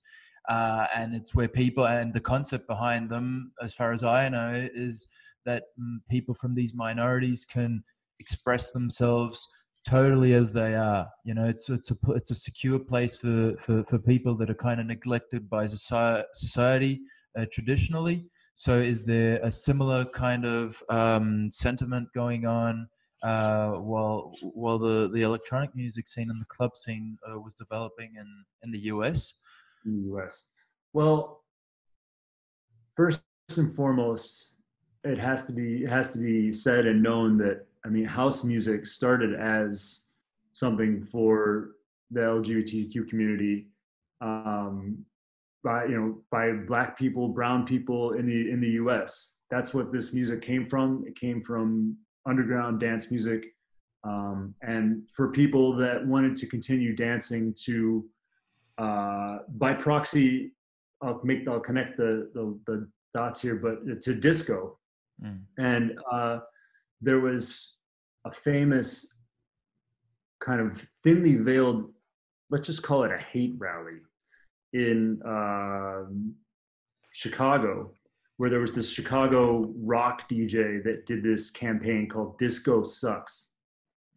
And it was basically kind of a smear campaign against disco and also by proxy the gay community. And they told people to bring all these old disco records down to Comiskey Park, to this baseball field, and it was like a disco demolition. They were going to blow up these disco records. Okay. And funnily enough, that also backfired because they blew up these records and also just cratered the field and like ruined the sports field as well. So it came back to bite them. But I mean, that's the kind of level of hate that was, you know, around even in those times for LGBTQ community in the United States. And, you know, you imagine, you know, that would be a terrible thing to witness happening around you. You know, if you were from that community and you also liked going out dancing with your friends, you know, that's, to see your music destroyed by dynamite on a televised event. That's pretty ominous and dark. And that's something that happened. And there was definitely a backlash against that. When I say that, I mean like a resurgence of, okay, well, we're going to take this underground. Like if there's that sentiment, there's this house music community. And it was, there were these clubs that were gay clubs that were, you know, Black and brown people, LGBTQ community, that built this, you know, from the ground up, brick by brick. And so people had a safe haven there. And then it was like, okay, well, what if we take this disco record? What if I now I've got a drum machine in the DJ booth. People are like a reel-to-reel tape player. They're doing edits. They're making edits of the tracks to extend them for dancers. And then they want to add the drum loops. And then it was like, oh, let's just put a 909 kick over this disco beat. And then it's, you know, then it's house music. And then people are just like, okay, well, what if I just have a 909 beat and that's the track? Or there's like one synth or there's one vocal. And these raw kind of jack tracks. And there's like the classic, some tracks were like the Jesse Saunders, like On and On, which is by some considered to be like the first house track of all time. There's early ones like Chippy's, like Time to Jack, you know, some just raw like call to action dance tracks, things like that were going on. But yeah, it was a lot of like underground experimentation in dance culture, keeping dance clubs alive. Disco became a super commercial mainstream thing, and this was a more raw, emotional, community-driven effort. So that was happening in Chicago, and this was well before my time. This was the 80s, and people were making songs. It was like Frankie Knuckles, Jamie Principle, and they're making like songs, but they saw as even like pop songs, but it was like coming from this house perspective. And I mean, as many know, the story has been it's published worldwide, but I mean, it was like house music comes from the shortening of the club called the Warehouse in Chicago. So people would go to the record store, they're like, oh yeah, I heard this song last night, it was amazing. I don't know, it had some vocal in it, and the guy's like, the record store person might be like, what is it? Oh, it's the Warehouse. Oh, it's like, oh, you want that house music, So then there was like a house music section of the record store where people could go to buy the records that were being played at these clubs. These were in these dedicated underground DJ-driven record stores. So that's kind of how the house music label even began, was because of this club, the Warehouse. So there was that, and that was the community spirit in Chicago from those early days. And I wasn't there for those times, but I do my due diligence to know where this came from, and anybody who's into this music should do the same. And so that happened. I mean, the Detroit thing, again, I wasn't there in Detroit as all this happened, but from accounts, I mean, it was something. It was also a matter of like, these guys in Detroit were going to Chicago and listening to the music, freaking out at the clubs, and going back to Detroit and making music. And so there was this connection between the scenes. But Detroit, again, because of this potpourri radio influences, like the Electrifying Mojo, there was all, and the whole industrial aspect of the city of Detroit. It was a manufacturing city for cars, and then these factories were sometimes left abandoned. People had lost their jobs and were losing hope. People were looking for a way out to kind of escape through music. And there was this kind of machine funk that seeped into it from the production line of automobiles, and the sense of kind of techno future visions of what had happened in the past, what might be possible in the future, and different aspects of music that were influencing people in Detroit. So, but the scene there also, there was a lot of these parties that were like social clubs, kind of, where it would be like high school dance, like a private kind of high school party and things like this, where DJs would play there, and they were like DJ crews. This was part of what was happening in Detroit as techno, what it was pre-techno was in its genesis. And then there was this club, the Music Institute, that only operated for a short time, but that was like legendary in terms of its influence, and it was predominantly, it was a Black club, and there were barely any white people going to this club. Yep. It was like D. Wynn and Derek May on the decks, and other guests, and it would just be like one strobe light and just techno, whatever was coming in, whatever people were making in Detroit at the time, then would get played there and immediately, and it was this like flashpoint of generation of this music. I mean, like one of the white people that went to this club was a young Richie Houghton, and it blew his mind. And he's talked about this many times, that like that was just like, what is this? That completely lit a fire under him to go on to do all these things that he did. So, for example, so there was that, and then, I mean, in Berlin, it was more of an example of, in the U.S., it was kind of some societal influences that had kind of pushed people artistically into these paths. And in Berlin, it was also this kind of cataclysmic event of the wall coming down, and there being this literally like a whole new world opening up to people from two different sides, and this exchange of ideas and this mutual hunger for freedom and understanding the others who were grown up socially in a totally different mentality.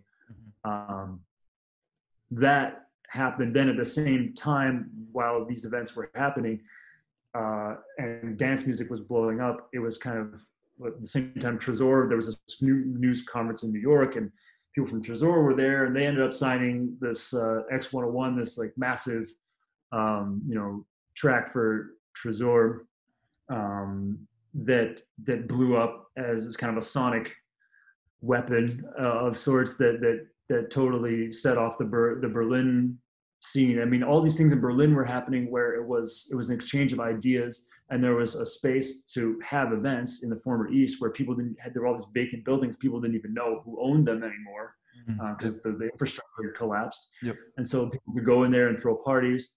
And then there was techno coming in, and there was underground resistance was kind of being brought over to Berlin by Trésor, and that was just one slice of the puzzle there. And that music coming out of Berlin in itself, and there was even kind of popular dance music. There was also like these radio shows from Marusha, and then again, not unlike Chicago or Detroit, there was radio had an influence. And then there was underground stuff happening, and this explosion of being commercially accessible, and then also underground things being discovered and bubbling up, and then people coming together and just ready to go for it, led to this explosion of freedom that embodies the spirit of Berlin dance music scene today. And I think, it was certainly a welcome place for people of all backgrounds to an extent, but also, I mean, it was raw people dancing on concrete, dirty basement floors, raving. One difference that I like to point out is I feel like the Berlin explosion of dance music was not as much based on dancing. Because in the US, these were happening at underground clubs. In the Loft, there was like, Mancuso had the Loft in New York, and there was actually dance songs played from beginning to end on a hi-fi sound system. Dancers dancing from beginning to end of a song. The song would stop, people would applaud, other dancers would come forward, the next song would come on. It was a real dance ritual, and there was a wooden floor. Get on the floor and do movements and get into dancing, and whether you were, getting into early break dancing, you were a tap dancer, salsa, jazz, you were becoming what was then to become house dancer. That was all part of the ritual. Whereas, as it seems to me, and also reading books, which like a book that I'd recommend, like the Klang der Familie, it's about the history of techno in Berlin. That really lays out a lot of what happened in Berlin for anybody who's curious to learn more from the people that were there. But people were climbing into some concrete basement with a strobe light and just raving. There wasn't a club, there wasn't a wooden dance floor. Of course, to dance music on. So I really feel like people came at it more from a hedonistic, freedom, open-minded expression than like a dance ritual in Berlin. But yeah, and certainly now, like, Berlin is a haven for LGBTQ communities, and that's really important. And I think it's interesting that in Berlin, and I've been here for a while now, that's just such a part of the tapestry of dance music culture here, and it's just what one understands as this is just how it is. Whereas in many parts of the world, it has been proliferated all over the world in terms of dance music, but the LGBTQ community and communities of color are not represented there that much, if at all. And that needs to change. And I mean, people need to know the history of this music from its inception and understand that it's a music that's always been about freedom, and with that freedom comes inclusion and tolerance and understanding and love. And that's what it's about. So Berlin, it's easy to look around and be like, oh yeah, this is pretty inclusive. But yeah, there's plenty of other places where it's not as inclusive. Oh yeah, and it should.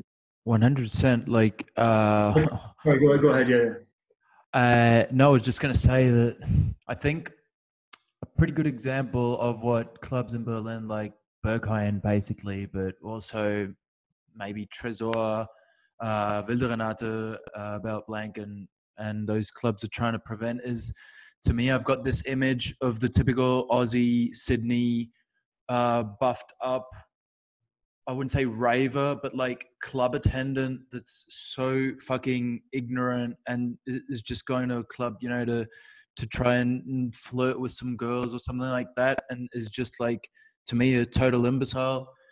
And it's totally logic, you know. Lastly, I'd like to ask you, like, how you describe your sound, and you know, it doesn't have to be project by project, but you know, what direction you've kind of tended towards, and yeah, basically, and which are your favorite cities other than Berlin in Europe to DJ at, you know, because of the vibe and the actual scene. All right. Well, let's see. So in terms of my own sound, as a DJ, I would say that I like to keep an open mind, and so I incorporate a variety of elements in what I do. I like music that has a groove to it. I like music that speaks to me as a dancer, and that frequently is a selection criteria.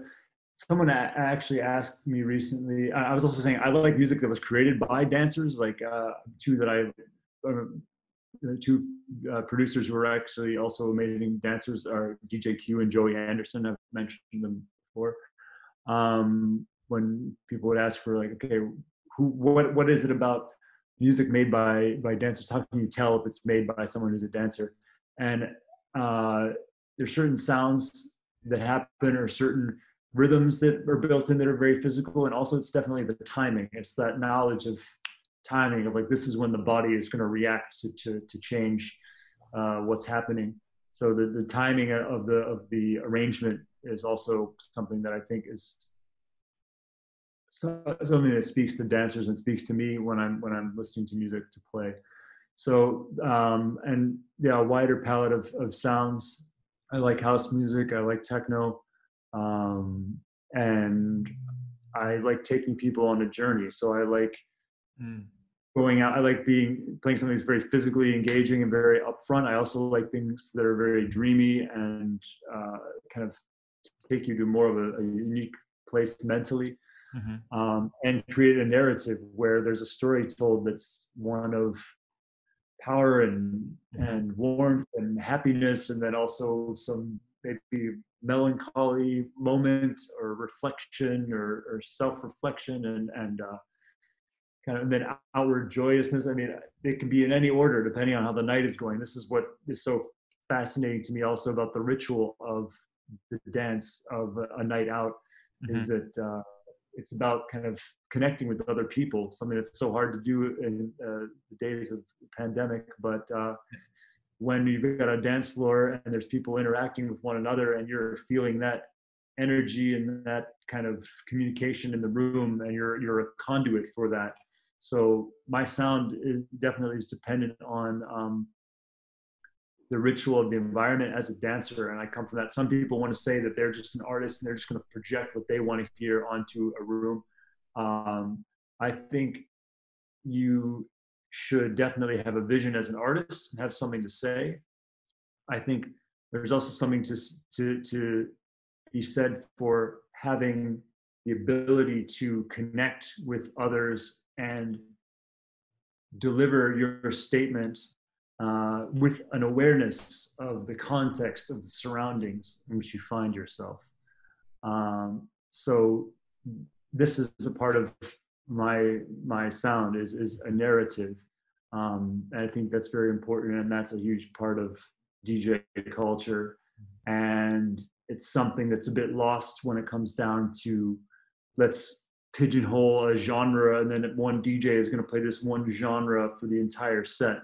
Always, and it makes it less easy to classify, but I think it is about making more of a connection with listeners and dancers on a spiritual and personal level. Mhm. So yeah, in terms of production, my sound I'd say is techno with warmth and groove. Mhm. So there's warmth, there's a soul, hopefully that I'm able to translate through the sounds that I'm making. There's emotion behind it, but I also like raw, straightforward tracks like on my States of Matter EP for Deeply Rooted. Those were very direct tracks. There's definitely a feeling, but I love tracks that are also kind of tools that just continue to develop and gather meaning, even if the rhythm is staying very similar throughout. So I like these kind of endless grooves as well. I also like statements where you're making maybe a broader palette of sounds happen. So there's that. And then in terms of places, cities you mentioned that I like. You mentioned in Europe, there's some places in Europe, there's other places farther afield that I really, really enjoy. So I would say in Tokyo, I was there, was able to play there last year, had an absolutely amazing experience.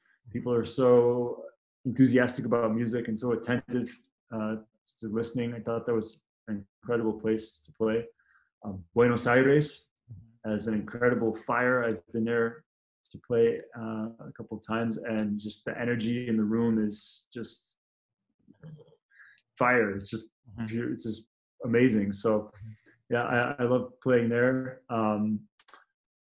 Bar Americas in Guadalajara, Mexico, one of the, it's been said to be the best club in Mexico. I couldn't argue with that statement. I thought it was incredible. The energy there was amazing.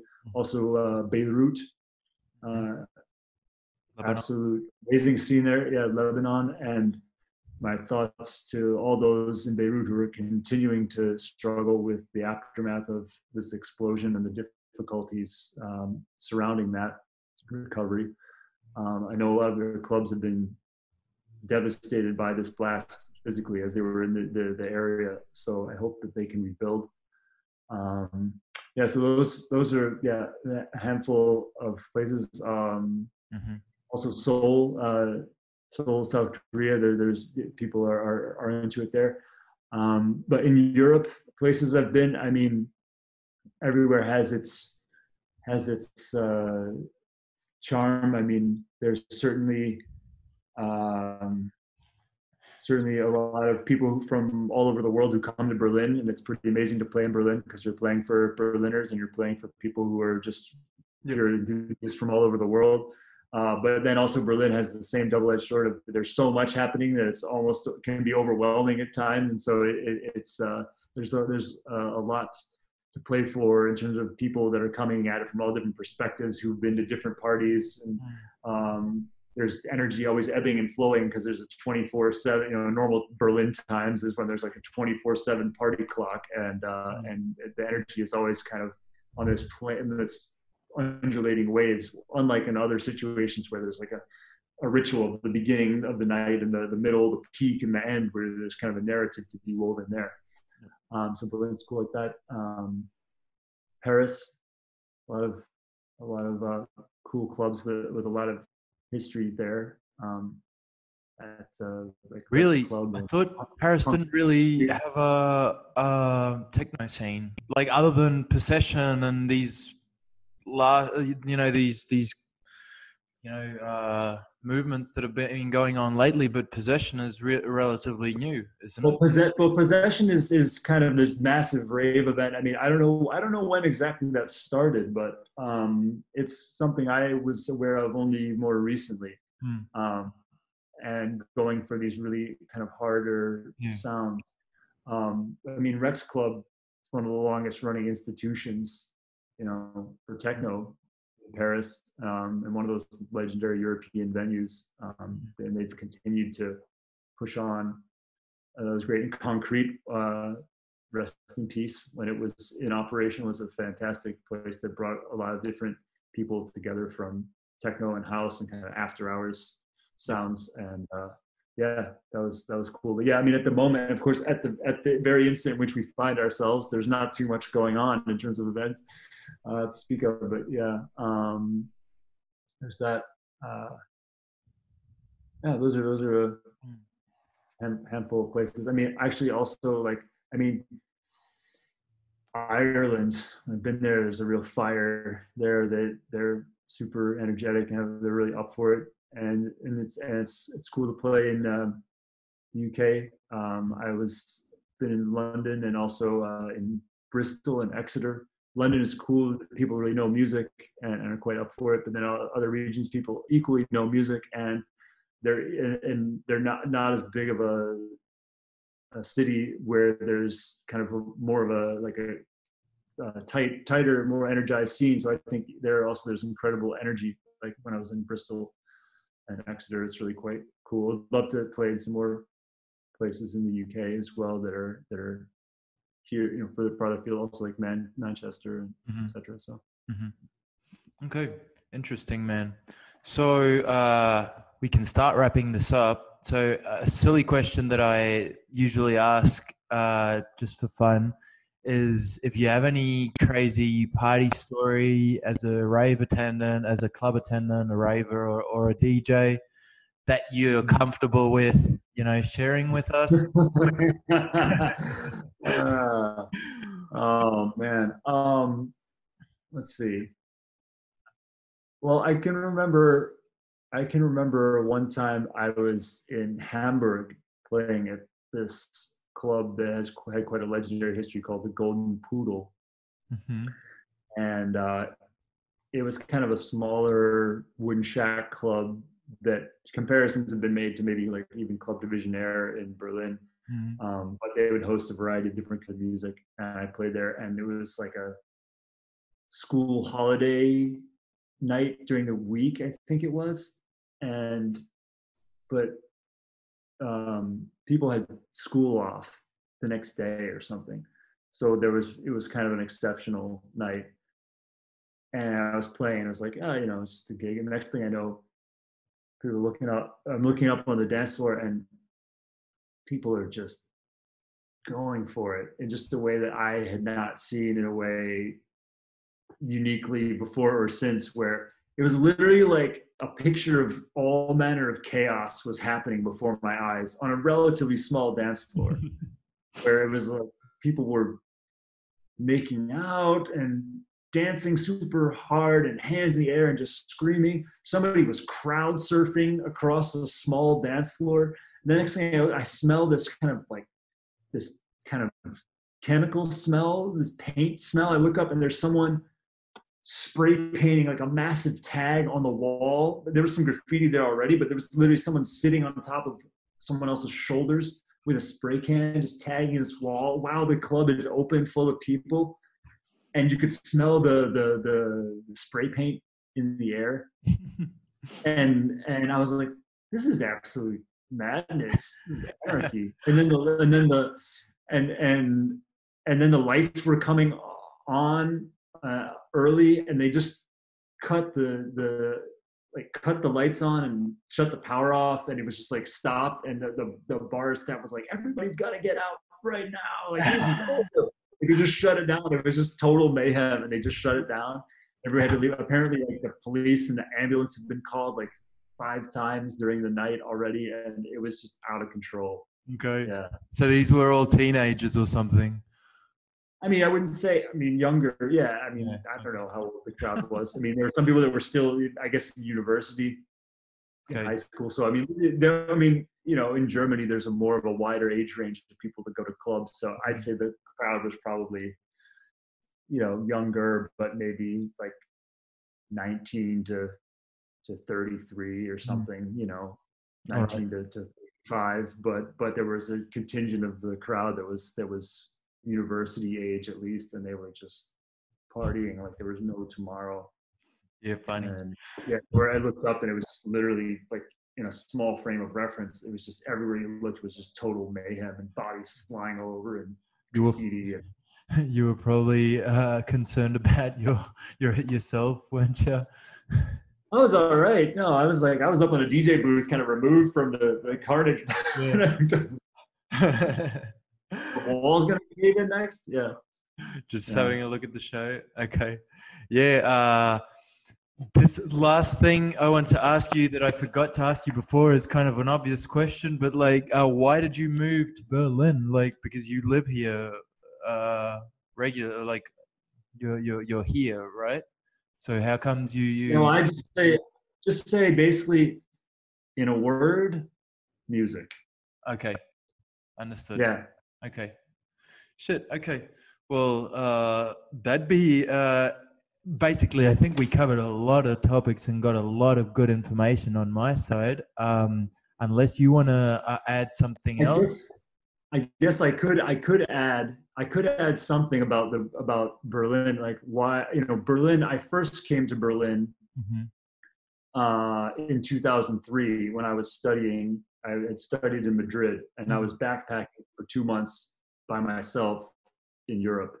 Mm-hmm. So I went out to that was going through like the south of France. I was in Italy. I went to Ibiza for the first time then, and it was a totally different situation to what it is recently. It was kind of similar in some ways, but much more wild and much more kind of carefree.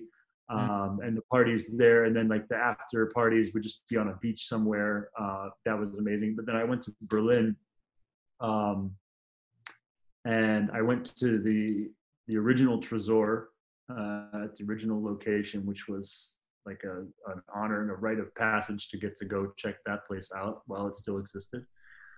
And so I was interested in checking out what was going on here. I went to Tresor. I went to some record stores and got some records here.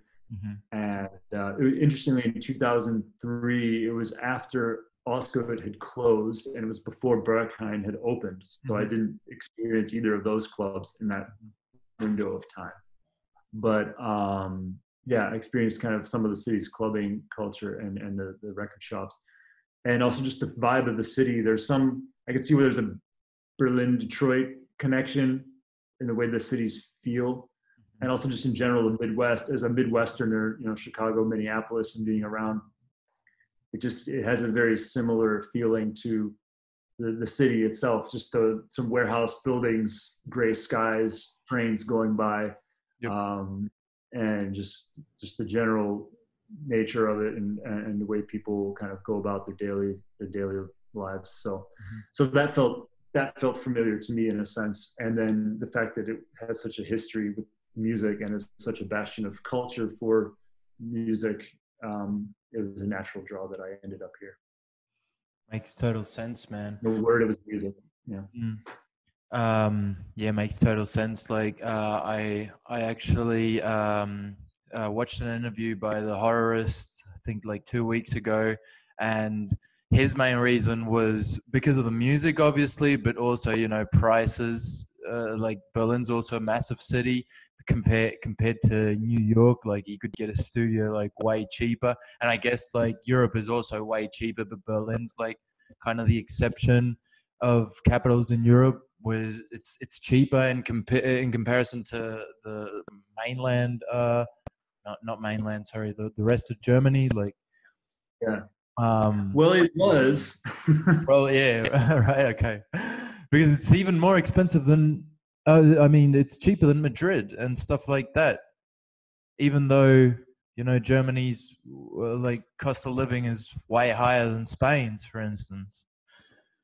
So it's kind of an anomaly, in that sense.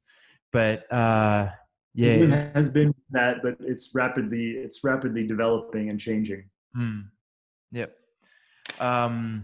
Well, as I said, thanks very much for your time, man. I think we got like extremely good insights on your side. You definitely, explain some interesting shit that I'll definitely check out, like Q101 Sonic Boom, The Percolator, Hot Mix, Smashing Pumpkins, and so forth.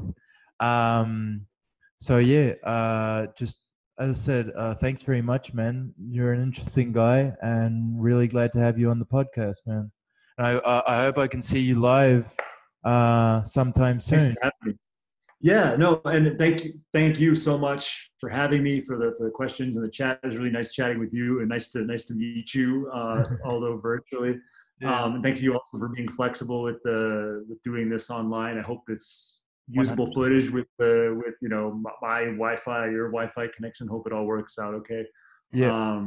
But yeah, it was a pleasure talking with you, and thanks for doing this. And Thanks. I'd be happy to come on again, whatever. So.